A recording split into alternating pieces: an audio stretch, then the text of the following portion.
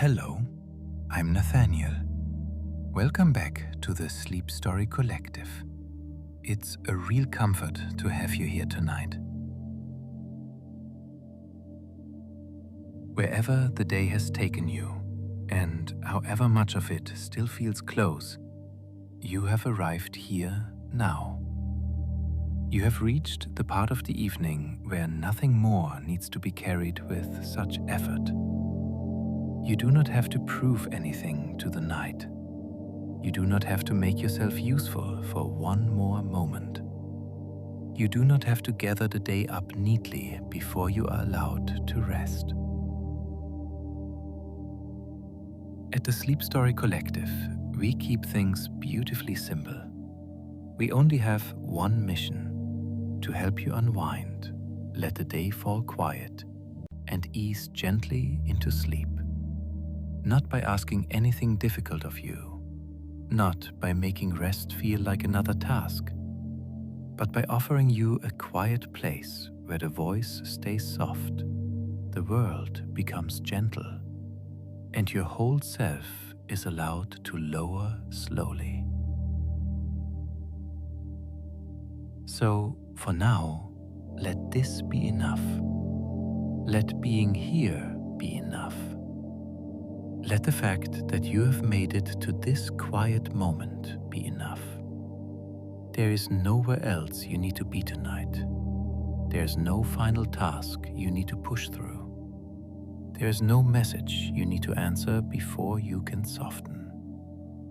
There is no conversation you need to replay until it becomes clear. There is no decision you need to force into place in the dark. There is no need to organize tomorrow while tonight is already here. There is no need to keep checking whether you have done enough. There is no need to hold the whole day in your hands any longer. Whatever is unfinished can wait in its unfinishedness. Whatever is uncertain can remain uncertain until morning. Whatever is still asking for your attention does not need to be answered from this tired, tender place. You are allowed to let the evening take some of the weight from you. You are allowed to stop making sense. You are allowed to be quiet without explaining why. You are allowed to rest before everything feels resolved. Let your body begin there with that permission. Let it hear in its own quiet way that the working part of the day is over. Start with the places that are touching the bed or the chair beneath you. Notice the support beneath your back. Notice the support beneath your hips. Notice the weight of your legs. Notice the way your feet no longer need to carry you anywhere. There is nothing you have to do with that awareness. You do not have to move. You do not have to adjust. You do not have to make your body settle perfectly.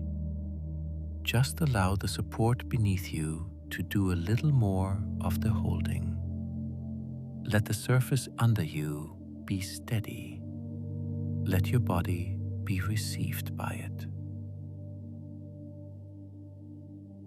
Now let your hands become quiet. Maybe they are resting on the blanket. Maybe they are at your sides. Maybe one is tucked close and the other is loose. However they are placed, let the fingers soften. Let the palms open by the smallest amount. Let the wrists stop preparing to lift, reach, fix, or hold. Your hands have done enough for one day. They have carried, typed, touched, cleaned, held, lifted, opened, closed, and remembered. Now they can simply be hands. warm or cool, heavy or light, still and unneeded. Let the shoulders lower in their own time. They do not have to drop all at once. They do not have to perform relaxation. They can simply realize that no new burden is being placed upon them. A little of the day can slide away from the shoulders. A little more room can open around the neck. A little more softness can arrive between the shoulder blades.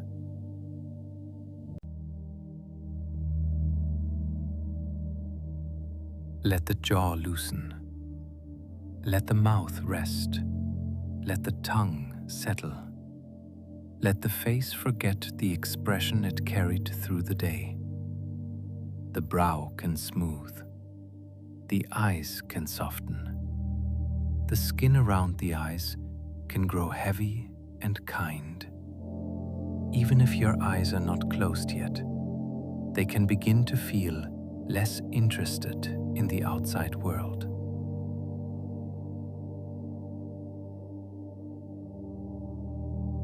Let the chest be easy. Let the stomach be unwatched. Let the back release itself into whatever is holding it. Let the hips be heavy. Let the knees soften. Let the ankles loosen. Let the feet rest without readiness.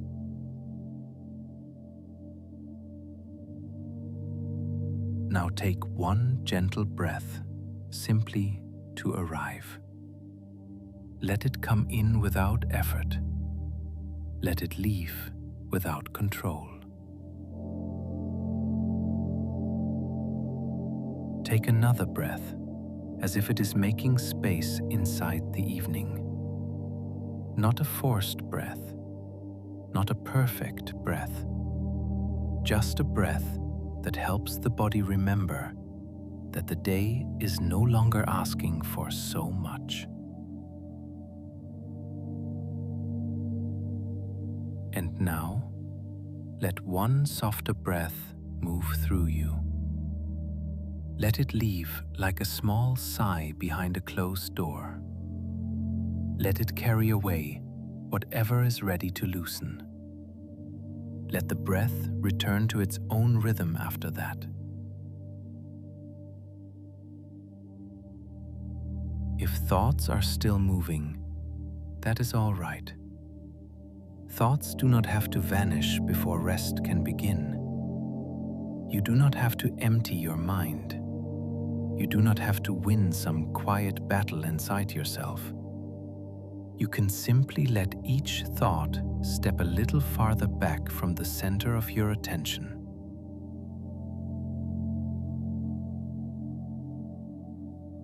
A thought about tomorrow can move to the far side of the room. A thought about today can rest there too. A memory can sit down. A plan can lower its voice. A worry can be placed somewhere safe until morning. You do not have to follow every thought to its sharpest edge. You do not have to finish every inner sentence. You can let the mind become less crowded, one small space at a time.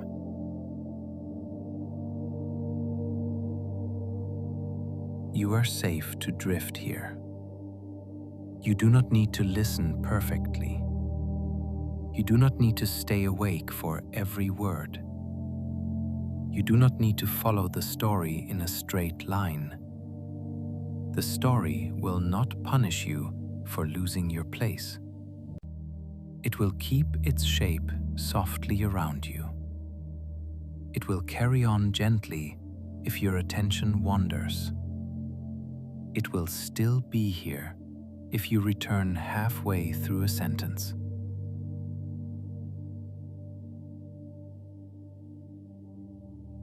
Nothing sharp is waiting in this place. Nothing sudden is coming. Nothing here will ask you to solve, defend, explain, or hurry. This is a quiet room in the night. This is a voice beside the lamp. This is a place where care has already begun before you needed to ask for it.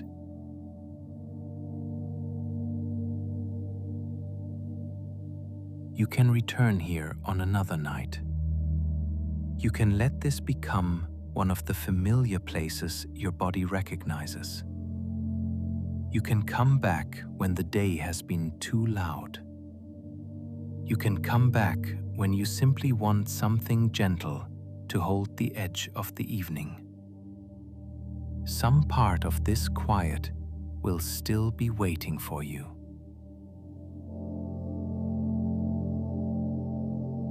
And only now, after the day has been given time to loosen, let the story world begin to appear. Not all at once, only softly. A grand hotel after midnight.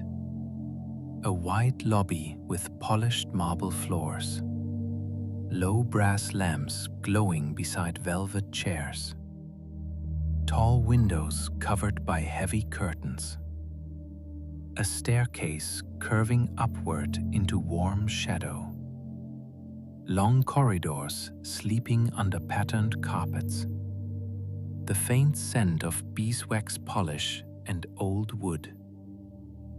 And somewhere deep in the hotel, a grand piano waiting in an empty music lounge.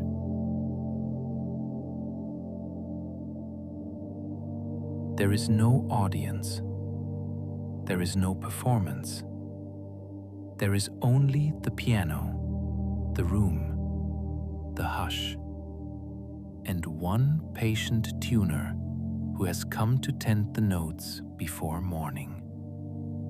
A tuning fork rests in his case. A folded cloth lies beside a small notebook. The keys are covered beneath a strip of soft felt. The air is warm, still, and careful.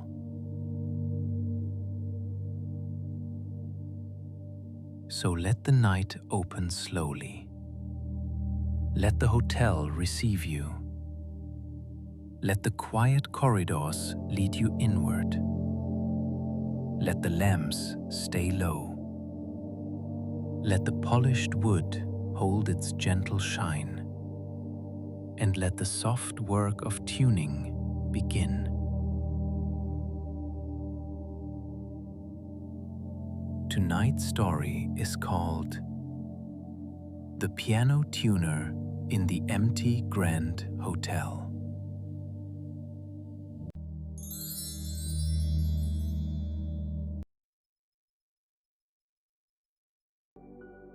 The Grand Hotel stood at the end of a quiet avenue where the pavement shone faintly after rain. Its windows were tall and dark. Its entrance lamps glowed beneath a stone canopy. Its brass revolving door had been stilled for the night. Inside, the building had settled into the deep hush that comes after the last guest has gone upstairs. The last cup has been cleared, and the last voice has faded into memory. The hotel was not empty in a lonely way. It was empty in the way a well-kept room is empty after everything has been put right. The chairs were in their places. The rugs lay flat. The lamps had been lowered. The flowers in the lobby had fresh water. The clocks along the corridors were wound and quiet. The silver bell on the reception desk had not been touched for hours. At midnight, the side door beside the service passage opened softly. The piano tuner stepped inside. He was the hotel's quiet keeper of sound. He did not work during the busy hours. He came when the building had finished speaking for the day. He came when the rooms were still enough to answer. He removed his coat and hung it on the same wooden peg beside the paneled wall. He set his leather case on a narrow table under a small, round clock. He stood still for a moment and listened. There was the faint settling of old pipes somewhere below. There was the tiny tick of the clock above his case. There was rain brushing the high windows. There was the soft warmth of the lamps in the lobby. There was the hotel breathing quietly around him. The tuner nodded once. It was not a dramatic gesture. It was simply the way he greeted the building. He had been coming here for many years. He knew how the hotel sounded in winter. He knew how it sounded in spring, when the air was lighter and the old timber lifted by the smallest degree. He knew the sound of rain on the glass roof of the winter garden. He knew the slow, padded silence of the carpet outside the music lounge. Most of all, he knew the grand piano that waited there. He lifted his case and walked through the service passage into the lobby. The marble floor held pale reflections of the lamps. The reception desk stood polished and calm. Behind it, rows of room keys hung on brass hooks. The keys did not move. Each small tag faced outward. Everything had been checked. Everything had been returned to its place. The tuner liked that about the hotel. It understood the peace of things being ready, not displayed, not fussed over, simply ready. He crossed the lobby without hurry. His shoes made almost no sound on the wide rug that ran towards the music lounge. Above him, the staircase curved upwards to the sleeping floors. The banister shone softly beneath a line of wall lamps. Somewhere high above, a lift settled with the faintest sigh. Then even that sound was gone. The doors to the music lounge had been left open for him. Inside, the room was deep and warm. Velvet chairs sat in pairs around small tables. A fireplace held a bed of pale ash from the evening fire. Tall curtains covered the windows that looked onto the winter garden. A faint scent of polished wood rested in the air. At the center of the room stood the grand piano. It was a beautiful instrument. Though the tuner never thought of it as grand in a proud way, its black lid reflected the nearest lamp in a soft, blurred oval. Its legs were curved and steady. Its brass pedals glowed low near the carpet. The bench sat squarely before it. The keys were covered by a long strip of felt. The tuner placed his case beside the bench. He did not open the piano straight away. First, he checked the room. The room was part of the instrument. The carpet, the curtains, the lamps, the air, the walls, the hidden timber, the velvet chairs. All of it shaped what the piano became when a note was touched. He walked to the curtains and rested the back of his hand near the fabric. No draft slipped through.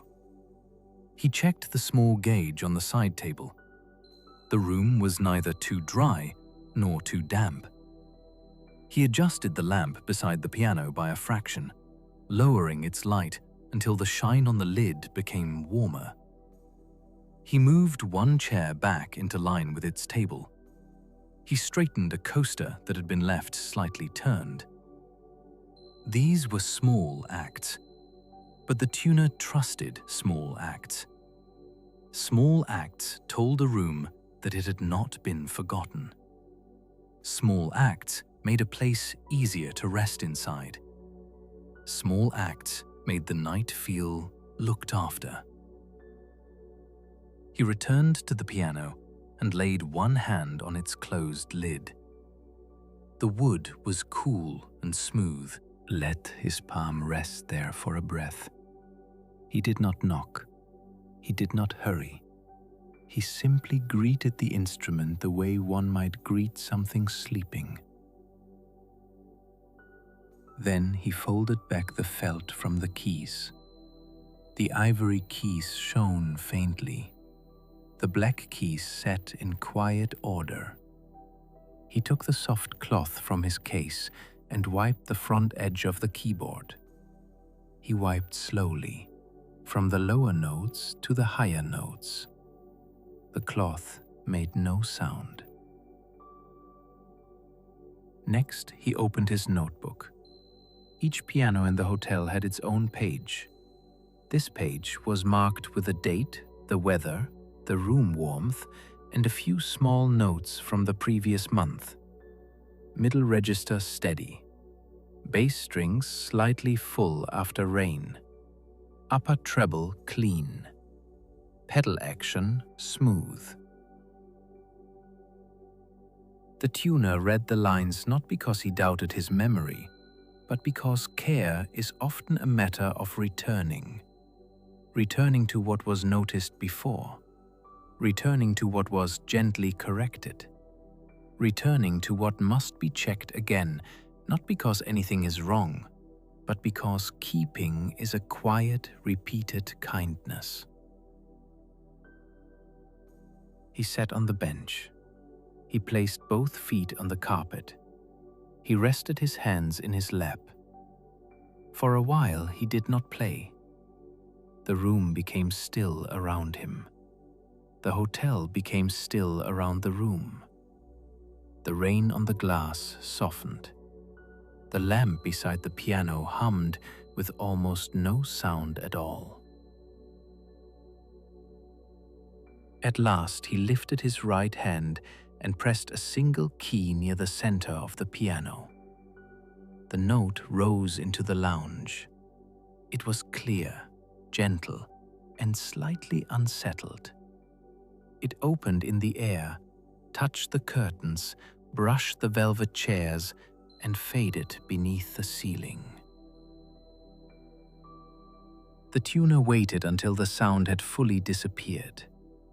Then he pressed the same key again.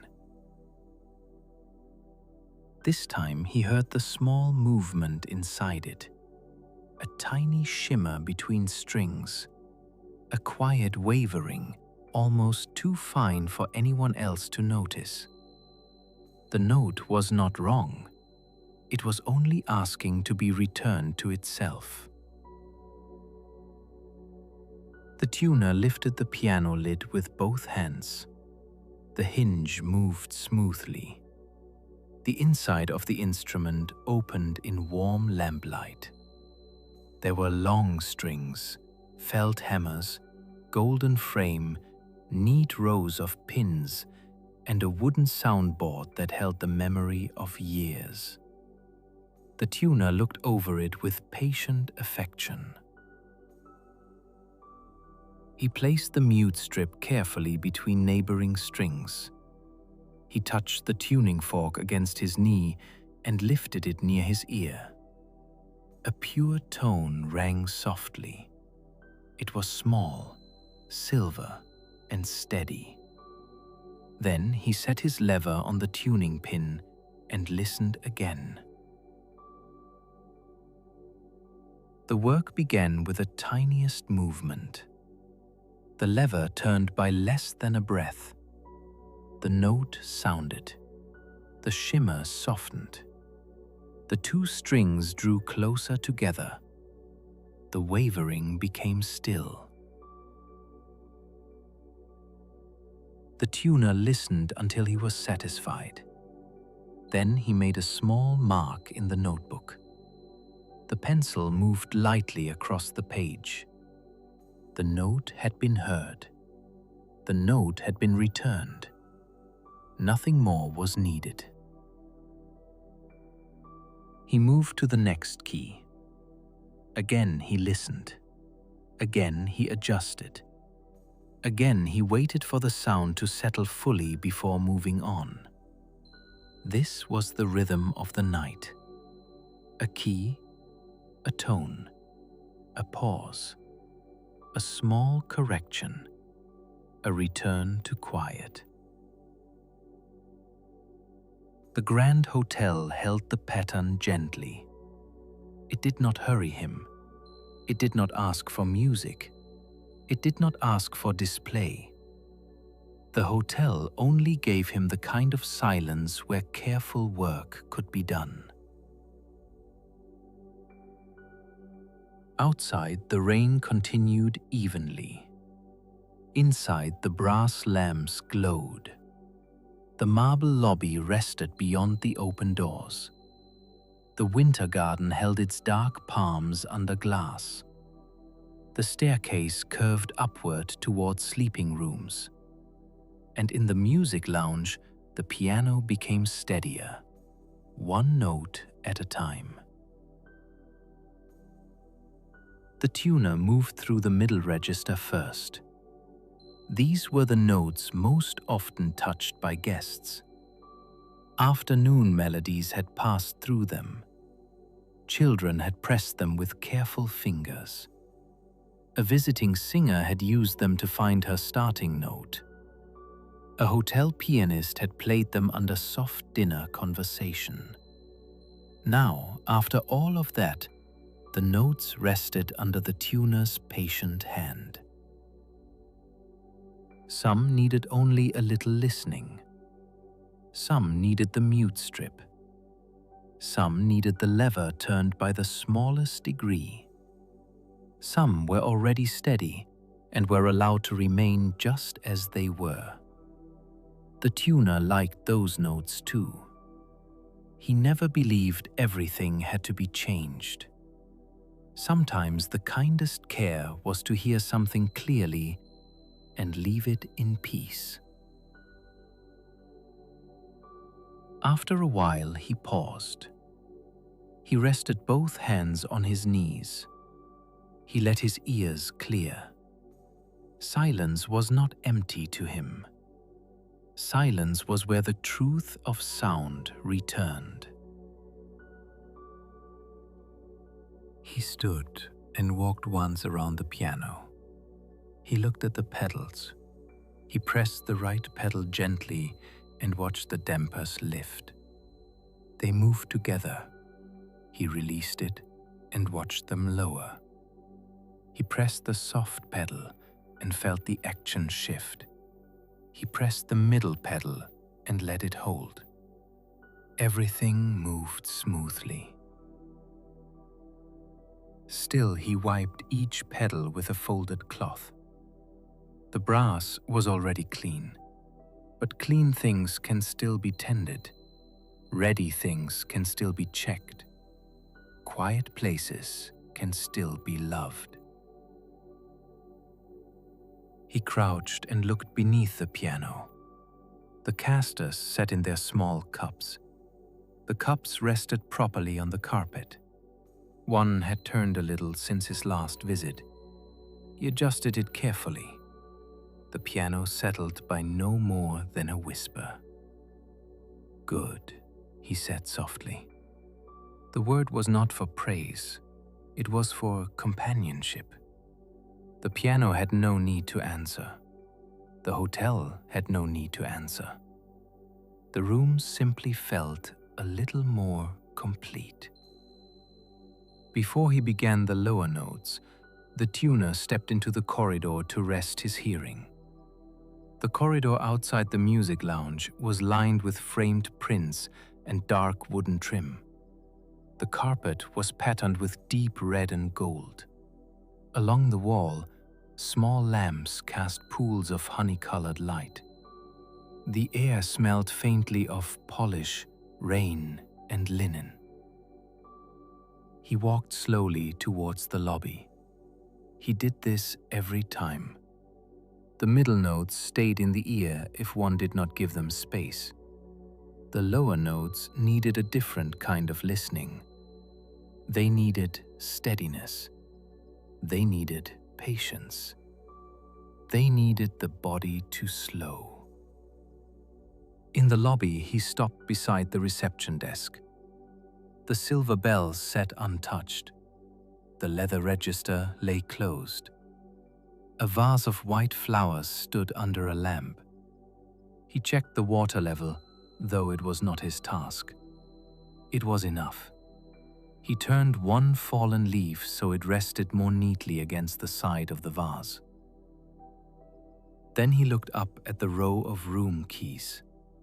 Each key waited for morning. Each door upstairs had been closed gently. Each corridor had been walked by the night staff before the lights were lowered.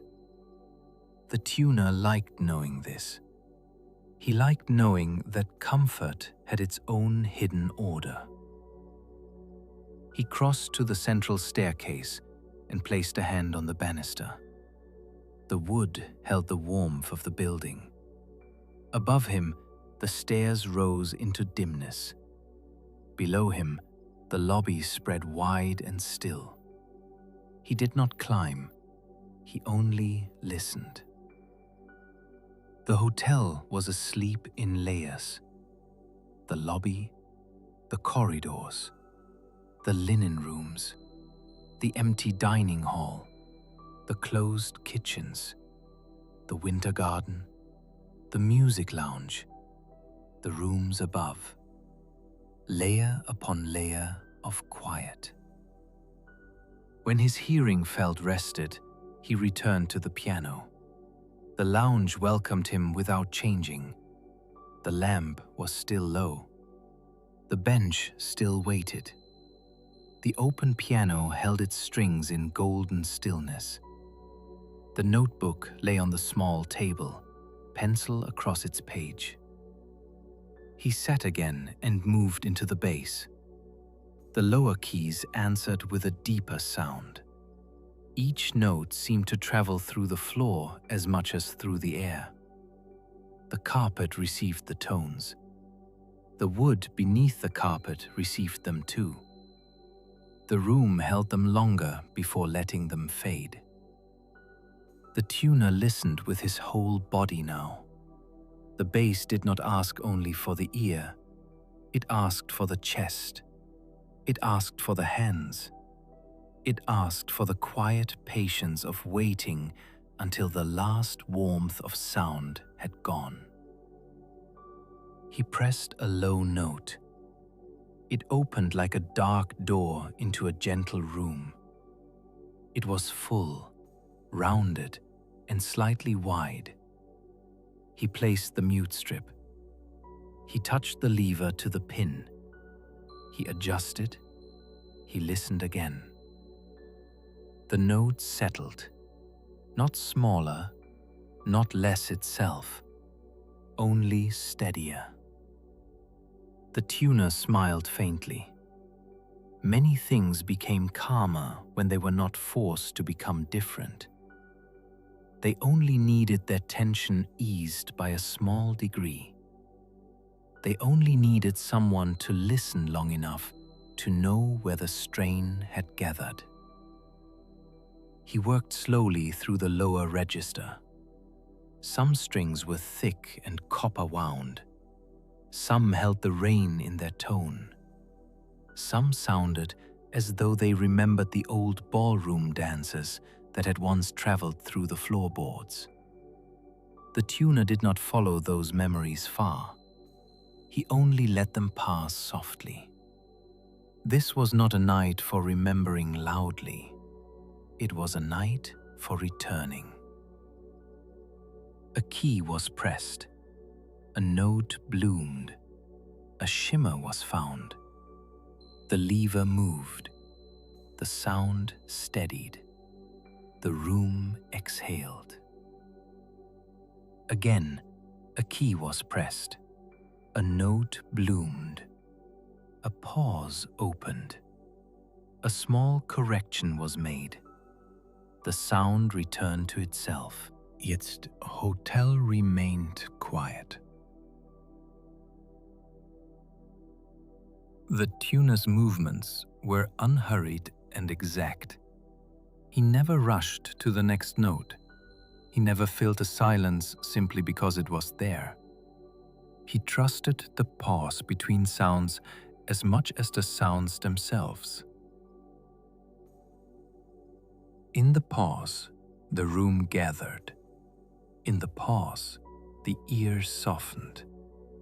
In the pause, the hotel seemed to remember that nothing more was required of it. By the time the lowest octave was steady, the rain had grown lighter.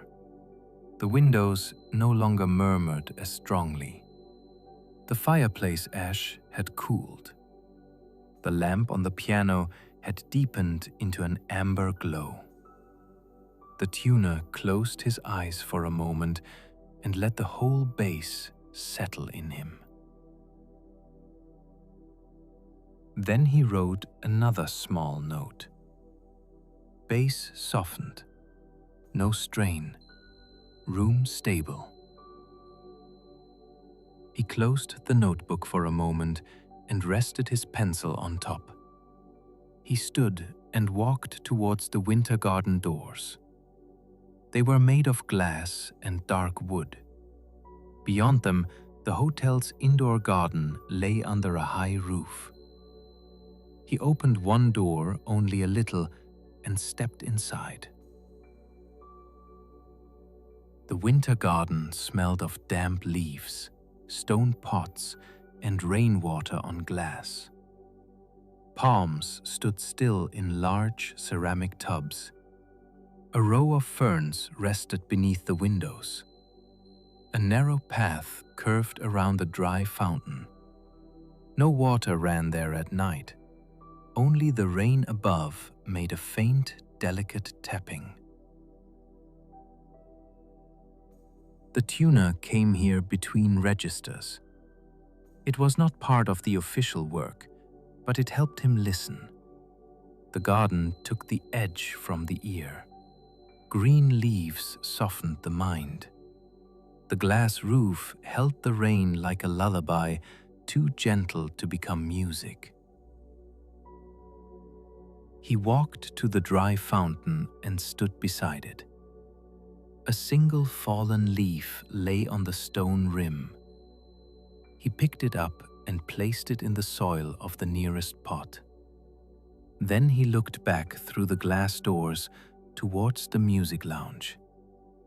The piano waited in lamplight. The open lid looked almost like a dark wing resting. The tuner stayed there for a few breaths. He did not make the breaths formal. He only allowed them to slow. In, out. A little easier, a little quieter. Then he returned to the lounge.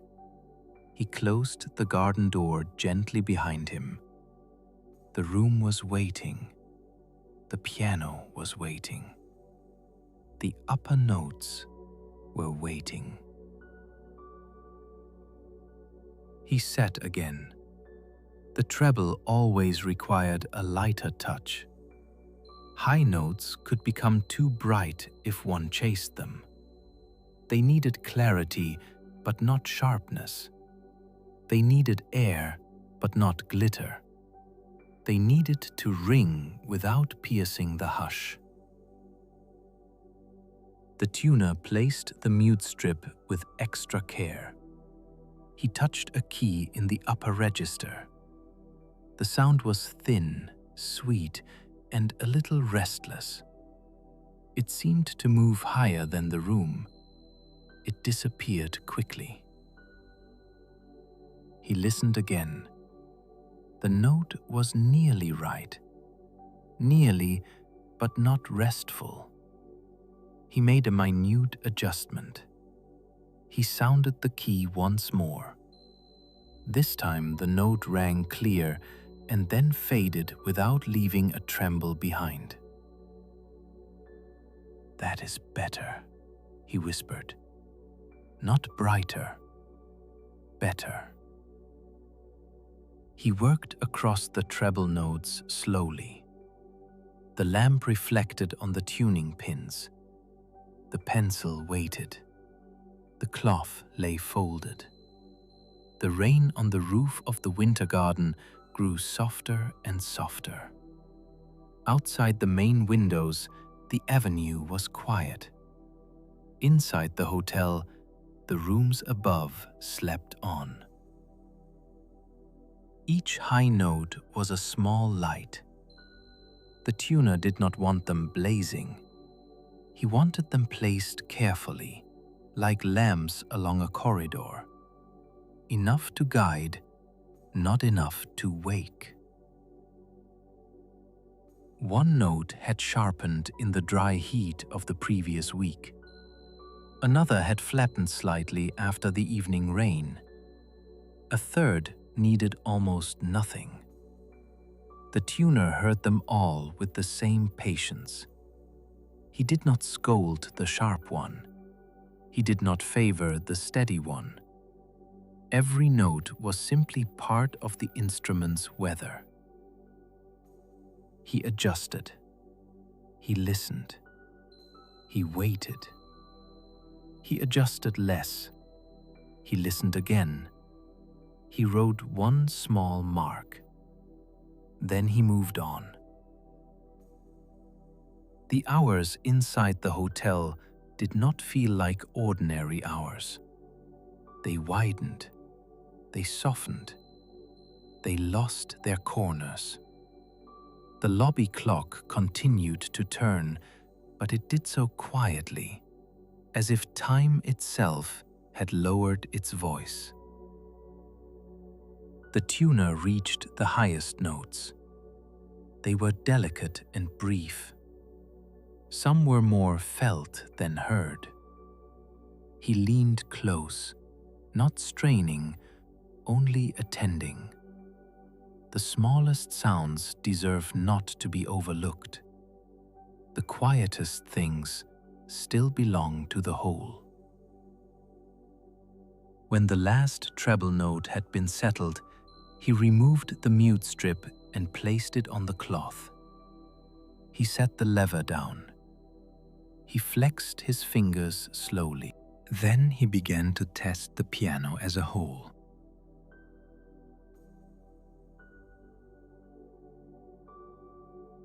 He did not play a song, not yet. First, he moved through intervals, 2 notes together, then 3, then a soft chord. The middle and lower notes met, the high notes rested above them. The sound opened and closed gently.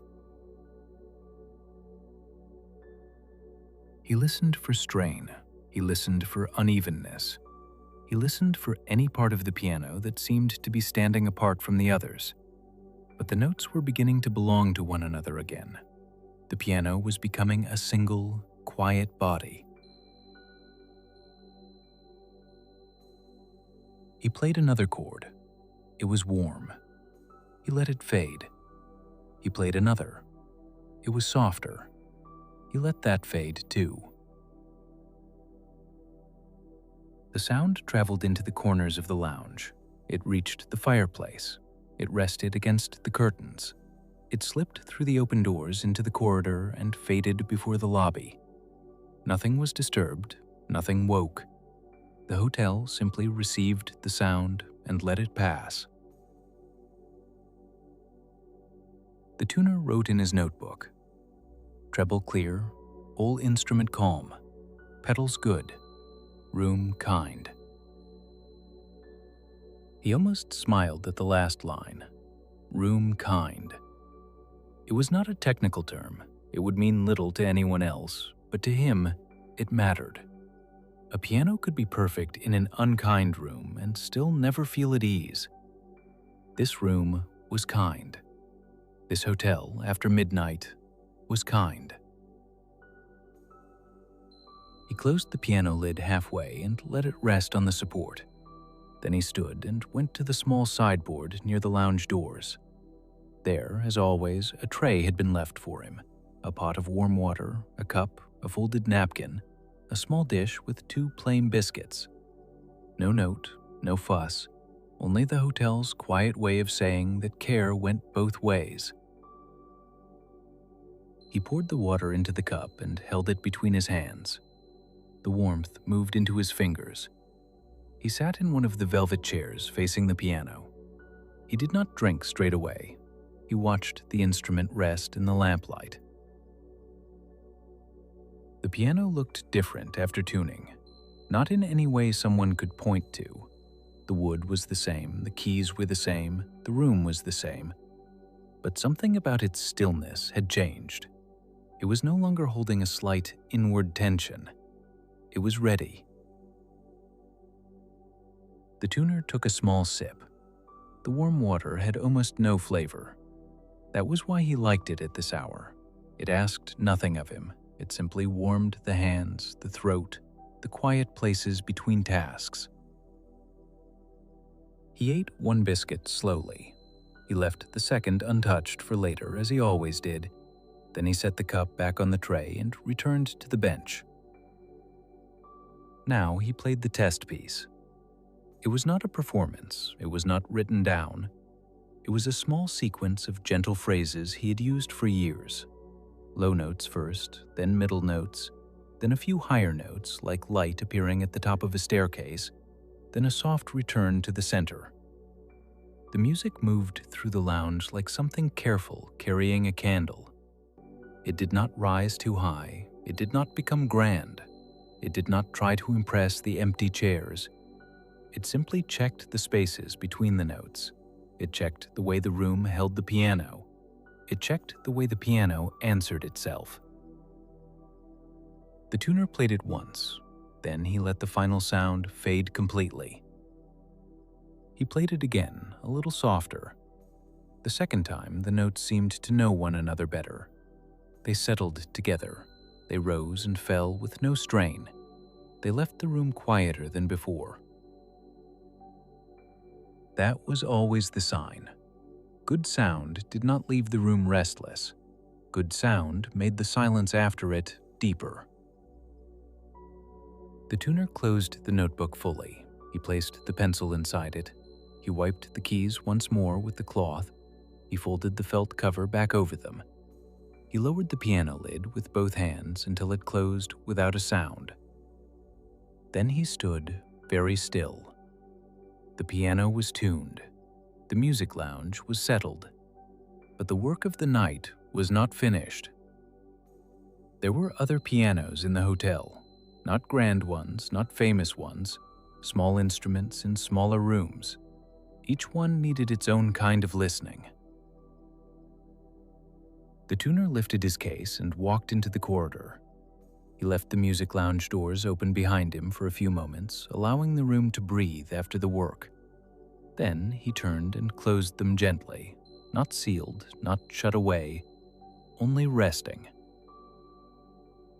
He walked towards the tea room first. The tea room sat beyond the lobby, facing the side garden. By day, it held low conversation, china cups, silver spoons, and the scent of warm scones. By night, it was a room of covered tables and sleeping chairs. A small upright piano stood against the far wall. Its wood was lighter than the grand pianos. A lace runner lay folded on top. A framed watercolor hung above it. The tuner placed his case on a nearby chair and lifted the keyboard cover. This piano did not need much. It was played only sometimes. A guest might touch it in the afternoon. A child might find a few notes after tea. A member of staff might play one quiet hymn before opening the curtains in the morning. The tuner listened to it gently, knowing it had a smaller life, but not a lesser one. He pressed a note. It answered with a modest, homely tone. A little dry, a little plain, perfectly honest. He adjusted 3 notes only. He checked the pedal. He wiped the keys. He wrote one line in the notebook: "Tea room, upright, steady." Then he closed it again. Some rooms needed only the reassurance of being visited. From there, he walked to the ballroom. The ballroom doors were tall and painted cream. He opened one side and stepped into a wide darkness softened by wall lamps. The chandeliers were unlit. The floor stretched pale and polished beneath them. At the far end stood another grand piano, smaller than the one in the music lounge, but still elegant. This piano belonged to larger evenings: weddings, anniversaries, dances, speeches, moments when people entered the room hoping the night would become something memorable. But tonight, the ballroom was empty. The chairs were stacked along one wall. The floor was clear. The curtains were closed. The room was resting from all the celebrations it had held. The tuner liked the ballroom most when it was like this, without applause, without footsteps, without expectation. Only a large, open space remembering how to be still. He crossed the floor carefully. The sound of his steps was soft, but wider here. He placed his case beside the piano. He checked the lamps. He checked the nearest curtain. He checked that the floor around the pedals was clean. Then he opened the instrument. The ballroom piano was a little bright. Large rooms often encouraged brightness. They made a piano believe it had to reach farther than it did. The tuner smiled at that. Even instruments could become accustomed to effort. He began in the middle, as always. He listened. He adjusted. He let the notes become warmer. He let the edge come out of the sound. He did not make the piano dull. He simply helped it stop trying so hard. In the empty ballroom, each note traveled farther. It moved across the polished floor. It touched the stacked chairs. It rose towards the unlit chandeliers. It came back faintly from the far wall. The tuner waited for every echo. He would not move on while the room was still speaking. The room had a right to answer. The room was part of the tuning. Again, a key, a note, an echo, a pause, a tiny turn, a softer return. Again, a chord, a listening, a settling, a line in the notebook. Slowly, the ballroom piano became less bright and more generous. Its notes no longer seemed to reach. They arrived. They rested. They filled the space without pushing against it. When he had finished, the tuner played 3 low chords. Not loud, only full enough to hear the room receive them. The chords moved into the empty ballroom and came back mellow. He nodded. Good. He closed the lid. He wiped the front edge. He covered the keys. He placed the bench exactly where it belonged. Then he stood in the center of the ballroom for a moment, listening to the calm that followed. There are rooms that feel larger when they are quiet. The ballroom was one of them. Its emptiness did not feel bare. It felt rested. It felt as though every dance, every speech, every clink of glass, every turning couple, and every soft farewell had been folded carefully away. Nothing was lost. Nothing was being replayed. Everything had been put down for the night. The tuner left the ballroom and closed the door behind him. The corridor welcomed him back into smaller quiet. He carried his case towards the library. The library was one of the oldest rooms in the hotel.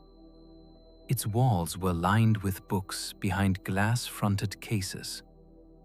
Its leather chairs were worn in the arms. Its lamps were green-shaded and low. A writing desk sat near the window. Beside the desk, almost hidden in shadow, stood a small square piano from another century. The tuner always approached this one with particular tenderness. It was not powerful. It was not perfectly even. Its voice was narrow, dry, and sweet, but it held a history no newer instrument could imitate. He opened it carefully. The hinges were delicate. The keys were shorter.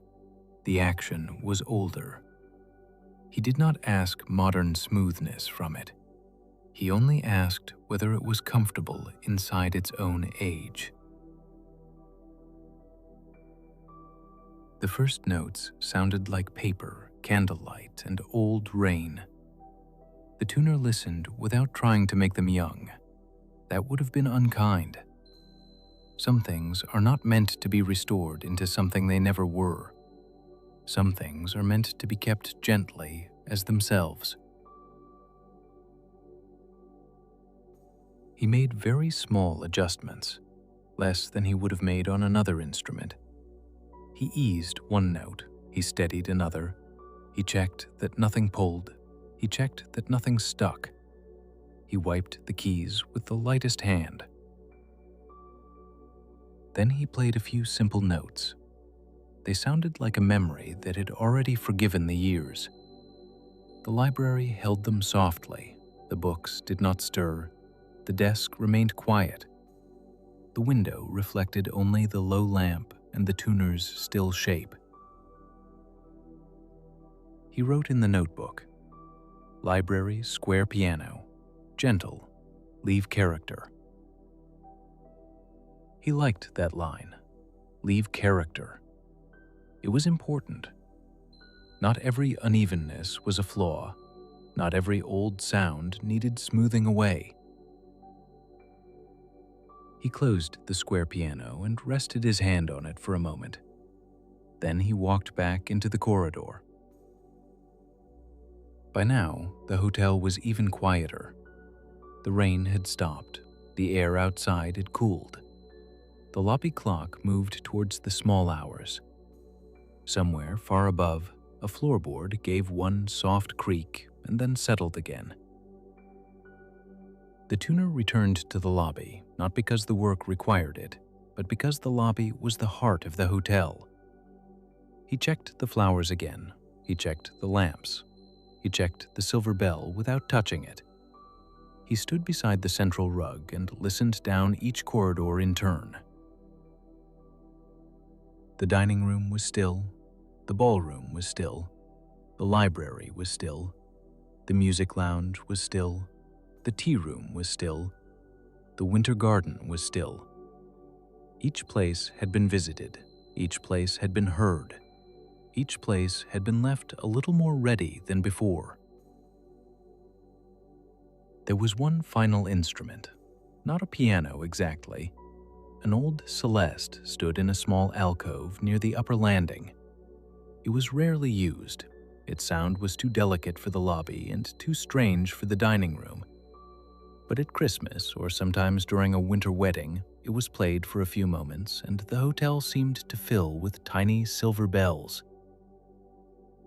The tuner climbed the staircase slowly. He carried the case in his left hand. His right hand rested lightly on the banister. Each step held him. Each lamp welcomed him. The lobby lowered behind him. The upper landing opened ahead. The alcove was lit by one small lamp.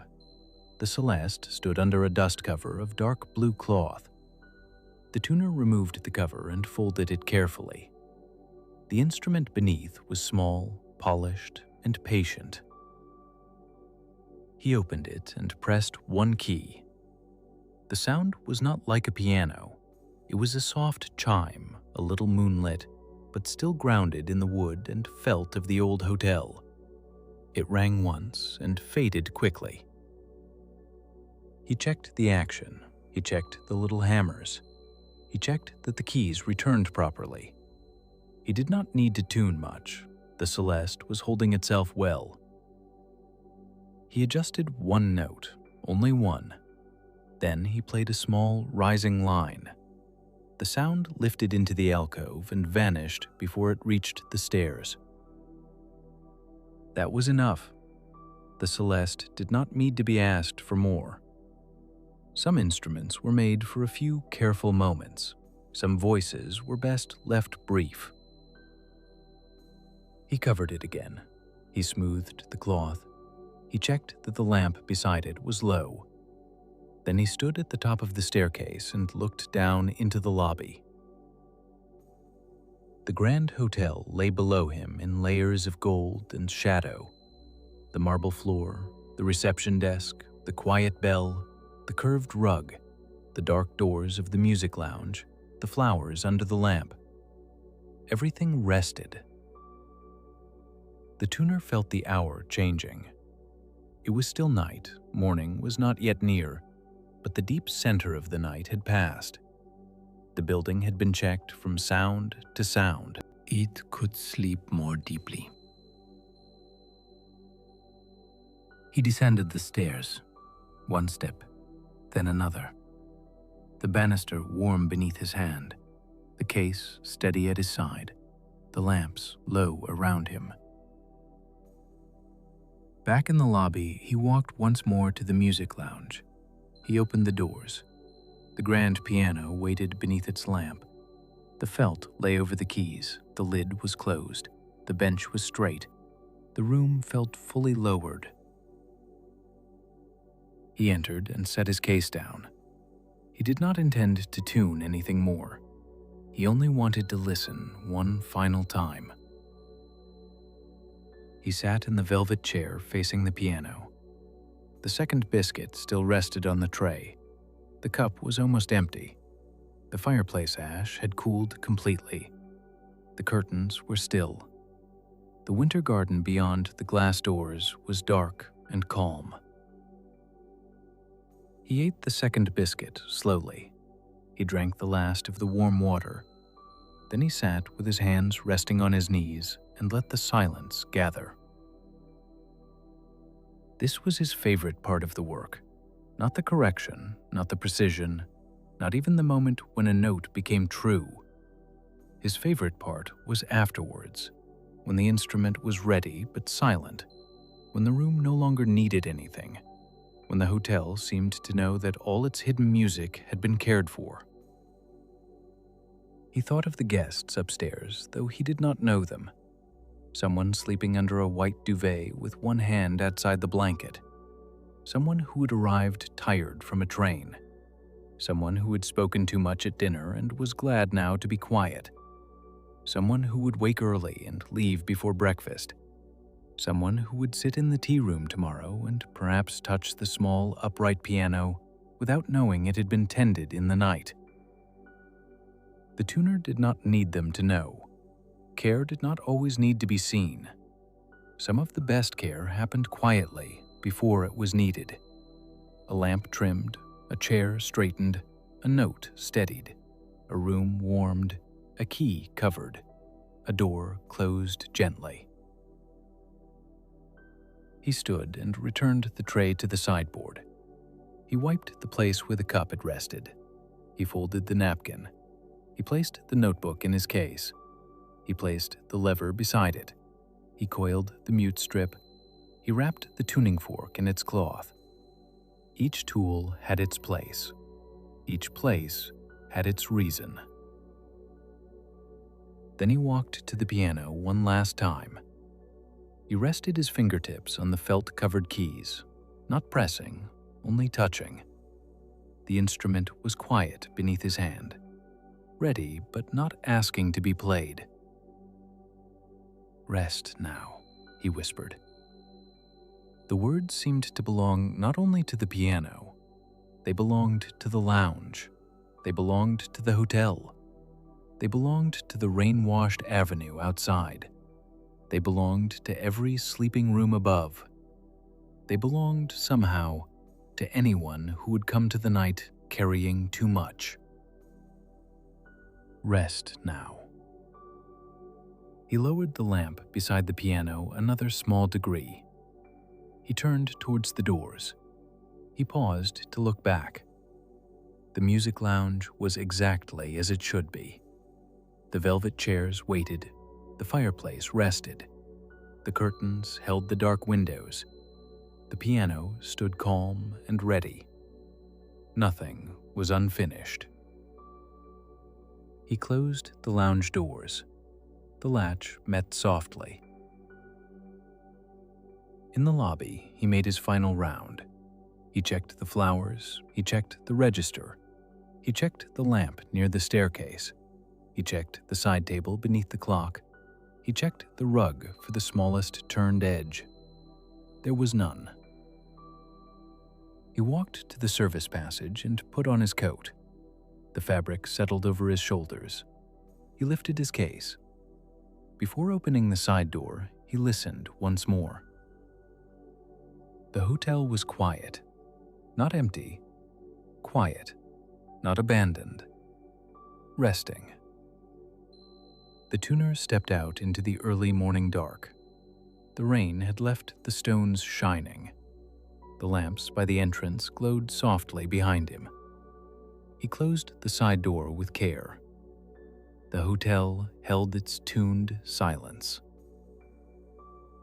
For a few moments, he stood beneath the canopy and looked back at the tall windows. No one inside would hear him leave. No one needed to. The work was complete. Then he walked down the avenue with his case in hand. His steps were slow. The air was cool. The city around the hotel was still sleeping. Behind him, inside the Grand Hotel, every room rested in its own kind of readiness. The music lounge rested. The ballroom rested. The library rested. The tea room rested. The winter garden rested. The little Celeste under its blue cloth rested. And at the center of it all, the grand piano rested with every note returned gently to itself. The hotel did not need to speak. The night did not need to explain. Everything that needed checking had been checked. Everything that needed softening had been softened. Everything that needed returning had been returned. And now, just as the hotel has settled, you can settle too. There is nothing more for you to hold. There is nothing more for you to tune. There is nothing more for you to put right tonight.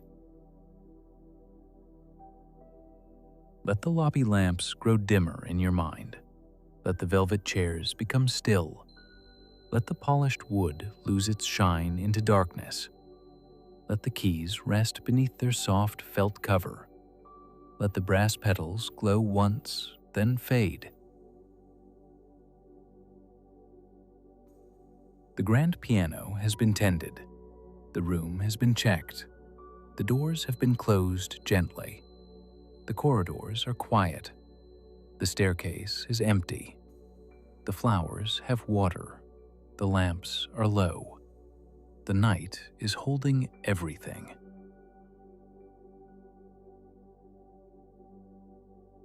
You do not need to stay awake to keep the hotel safe.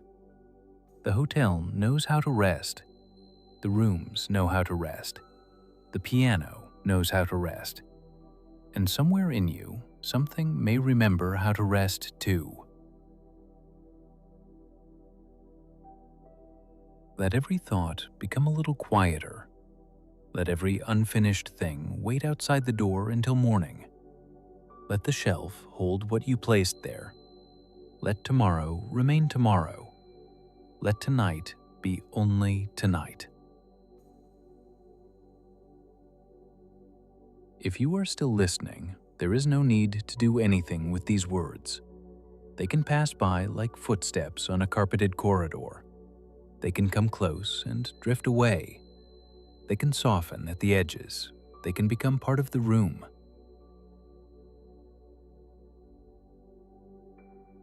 The tuner has gone. The hotel remains. The piano sleeps. The lamps are low. The avenue outside is quiet. The rain has stopped. The morning has not yet arrived.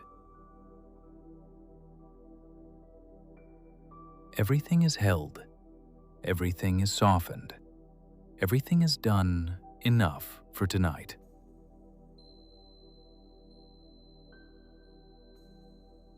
And you can return here whenever you need to the empty Grand Hotel, to the quiet music lounge, to the polished piano beneath the lamp, to the patient work of listening, to the feeling of being gently brought back into tune. But for now, nothing else is required. No more checking, no more arranging, no more thinking ahead, no more holding the day in place. Only the quiet, only the warmth, only the soft room, only the breath, only rest.